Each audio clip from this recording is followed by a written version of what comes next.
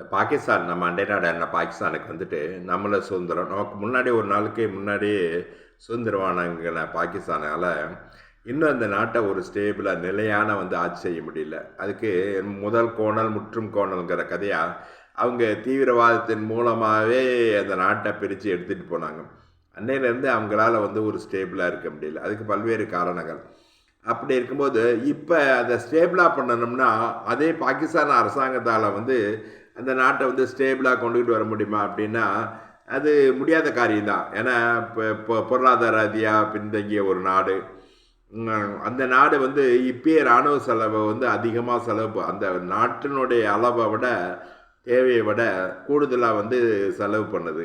அதனால மக்கள் பாதிக்கப்படுகிறாங்க. சரி, இந்த நிலையில் ஒரு அந்த நாட்டில் இருக்கிற தீவிரவாதிகள் எல்லாம் அதை கட்டுப்படுத்திட முடியுமா? இல்லது சியா சுன்னி பிரச்சனை, முஜாஹிதீன் பிரச்சனை, பலுச்சிஸ்தான் பிரச்சனை, காஷ்மீர் பிரச்சனை, இதெல்லாம் கட்டுக்குள்ளே கொண்டுட்டு வந்துட முடியுமா? ஒரு நாடு, ஒரு பாகிஸ்தான் போன்ற நாடு என்னதான் வந்து மற்றவங்களோட உதவியோடு இருந்தாலும் எல்லா பக்கமும் பிரச்சனை. ஏன்னா இவங்களுடைய ஆரம்பமே சரியில்லை. ஒரு நாடு வந்து எப்படி வந்து ஒரு கலாச்சார ரீதியாக அல்லது எதனை அடிப்படையாக கொண்டு என்ன பண்பாடு கலாச்சாரம் இதெல்லாம் அடிப்படையாக கொண்டு ஆரம்பிக்கணுமோ அதுக்கு எதிர்மறையாக ஆரம்பிச்சுட்டாங்க. ஆரம்பத்தில் வந்து எப்போ வயலன்ஸ், தீவிரவாதம் அல்லது இந்த மாதிரி பயங்கரவாத போக்குகளை கடைப்பிடிச்சே பழக்கப்பட்ட அந்த அரசாங்கத்தால் அதிலிருந்து மீண்டு வர முடியல.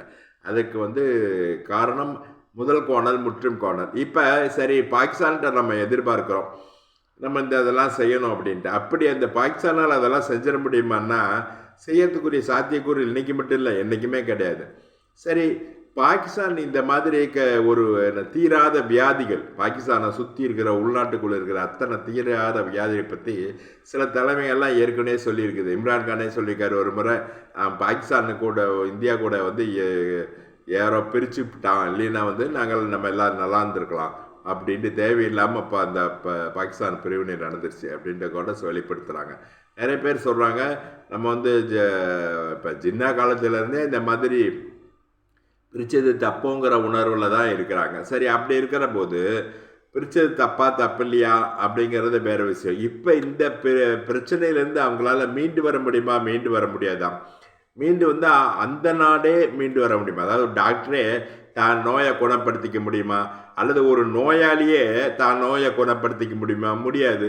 அப்படி தான் வந்து இந்த பாகிஸ்தானே ஒரு நோயாளி. அது நம்ம தான் பயங்கரவாதிகளோட பாதிக்கப்படுறோம்னா நம்மளை விட அதிகமாக அவங்க பாதிக்கப்பட்டுறாங்க. ஏன்னா தடி எடுத்தவன தண்டக்காலம் மாதிரி ஆளுக்கால ஆயுதம் வச்சுருக்கிறான், ஒன்றும் பண்ண முடியல அவங்களுக்கு. ஏன்னா வெவ்வேறு ஆயுத குழுக்களுக்கு வெவ்வேறு இடத்துல இருந்து பணம் வருது, ஆயுதங்கள் வருது, நிதியுதவி வருது, எல்லாம் கிடைக்குது.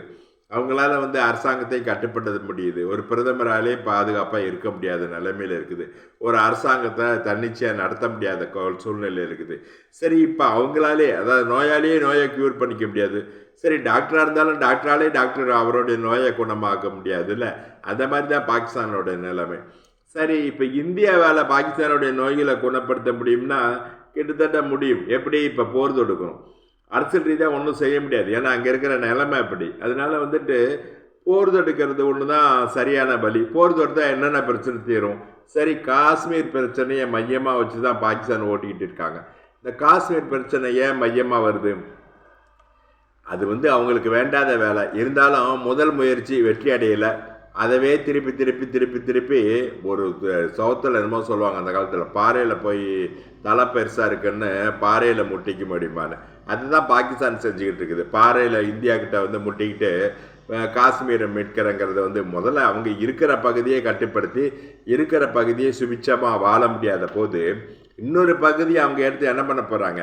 இல்லை அந்த பகுதி மக்கள் தான் வந்து இவங்களை சேர்த்து வச்சு எல்லாத்தையும் வந்து நாட்டை பரிபாலனை செய்யக்கூடிய அளவுக்கு சக்தி இருக்குதா? இல்லை. சரி, இப்போ இப்போ நம்ம கூட ஒரு இது சொல்லுவோம், ஒரு சக்கரை வியாதி வந்துச்சுன்னா கால் வந்து வெட்டிக்கிறோம், கையை வெட்டிக்கிறோம், எதையோ வெட்டிக்கிறோம். ஏன்னா அது மற்ற இடத்துல பரவாமல் இருக்கிறதுக்கு.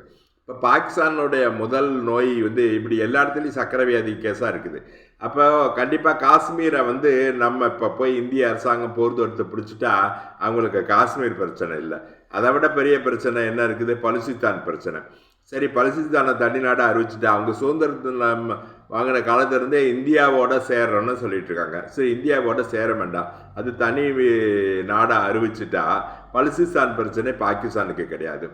தீவிரவாதிகளை இந்தியா மூலமாக கட்டுப்படுத்திட்டா, அது அவங்களால கட்டுப்படுத்த முடியாது, அந்த மிலிட்ரியும் கட்டுப்படுத்தாது, அந்த உளவுத்துறையும் கட்டுப்படுத்த விடாது.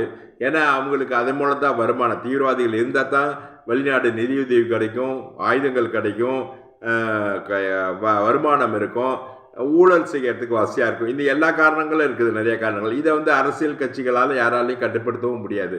சரி, இப்போ ஒரு அரசியல் நிர்வாகத்தால் கட்டுப்படுத்த முடியாத நம்ம கூட சொல்லுவோம், ஊருக்கு வீட்டில் பணியாது, ஊரில் அடி வாங்கி பணியும்னு. அந்த மாதிரி தான் இப்போ இதெல்லாம் வந்து அவங்க அரசியல்வாதிகளாலேயோ அரசியல் அமைப்பாலேயோ அரசியல் ரீதியாகவோ கட்டுப்படுத்த முடியாது. சரி, அவங்க வந்து இப்போ என்ன பண்ணலாம், இந்தியா மாதிரி நாட்டை அடிக்க விடுறது தான் சரி, அடித்து ஒரு கட்டுப்படுத்துக்குள்ளே கொண்டுட்டு வரலாம். அப்போ மீதம் இருக்கிற பாகிஸ்தானாவது ஒரு பிரச்சனை இல்லாமல் நிம்மதியாக இருக்கும். ஏன்னா பலுசிஸ்தான் பிரச்சனை இருக்காது, காஷ்மீர் பிரச்சனை இருக்காது, தீவிரவாத பிரச்சனை இருக்காது. இந்த பாகிஸ்தானையும் முழுமையாக கட்டுப்பாட்டுக்குள்ளே கொண்டுக்கிட்டு வரணும் அப்படின்னா இந்தியா படையெடுத்து இந்த நடவடிக்கைகளை முறையாக செய்யணும். அப்போ தான் பிற்காலத்துலேயும் ஒரு சமாதானமாக இந்தியா பாகிஸ்தான் உறவோ அல்லது இந்தியா பலுசிஸ்தான் உறவோ அல்லது காஷ்மீர் மக்கள் அவங்க இந்தியாவோட சேர்ந்தனவோ நிம்மதியாக இருக்க முடியும். எல்லாரும் நிம்மதியாக இருக்கணும்னா, பாகிஸ்தானும் நிம்மதியாக இருக்கணும்னா, பலுசிஸ்தானும் நிம்மதியாக இருக்கணும்னா, காஷ்மீரும் நிம்மதியாக இருக்கணும்னா ஒரே நடவடிக்கை போர் நடவடிக்கை தான். இது எப்படி செய்யணுங்கிறத இந்திய அரசாங்கம் ஏற்கனவே திட்டமிட்டு இருக்கும், இருந்தாலும் வெளிப்படையாக சொல்லலை. இது வந்து பாகிஸ்தானுக்கே ஒரு நல்ல தீர்வு தான். பாகிஸ்தானில் இருக்கிறவங்களுக்கே ரொம்ப நாளாக வந்து இதை எப்படி கட்டுப்படுத்துறது, எப்படி இந்த நோயை விட்டுட்டு வெளியில் வர்றது, பயங்கரவாதத்தை விட்டுட்டு வெளியில் வர்றது, அல்லது வந்து தீவிரவாதிகளிலிருந்து நம்மளை வந்து காத்துக்கிறது எப்படிங்கிறது தெரியாமல் இருக்கிறாங்க. இதுக்கு நிச்சயமாக ஒருவேளை போர் தொடுத்தா இந்தியா, அல்லது போர் தொடுக்காமல் கண்டிப்பாக அரசியல் ரீதியாக இதை செய்ய முடியாது. ஏன்னா அவங்க நாட்டு அமைப்பு அப்படி, அரசாங்கம் அப்படி, அரசியல்வாதிகள் அப்படி, ஆர்மி அப்படி, உளவு அமைப்பு அப்படி, இவங்க வந்து செயல்பட விட மாட்டாங்க. போர் தொடுத்து நிர்பந்தப்படுத்தி அப்படி தான் செயல்படுத்த முடியும்.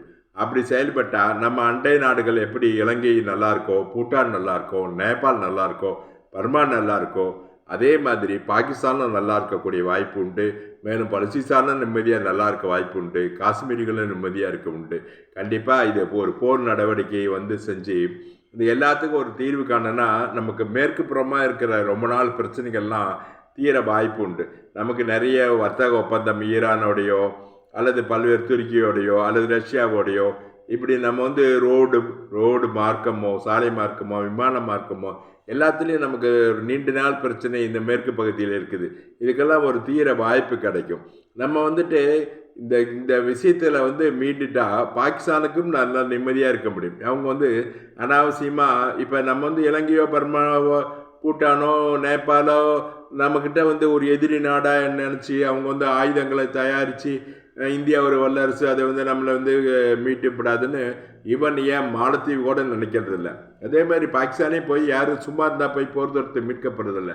அவங்களும் நிம்மதியாக இருக்க முடியும். அதனால் ஒரு முறை நடவடிக்கை எடுத்தே ஆகணும். அந்த நடவடிக்கை நல்லதாக அமையும்னு நினைக்கிறேன். பார்ப்போம் நம்ம அரசாங்கம் என்ன செய்யுதுன்னு பார்ப்போம். இந்திய அரசாங்கம் நல்லதை செய்யட்டும். நன்றி.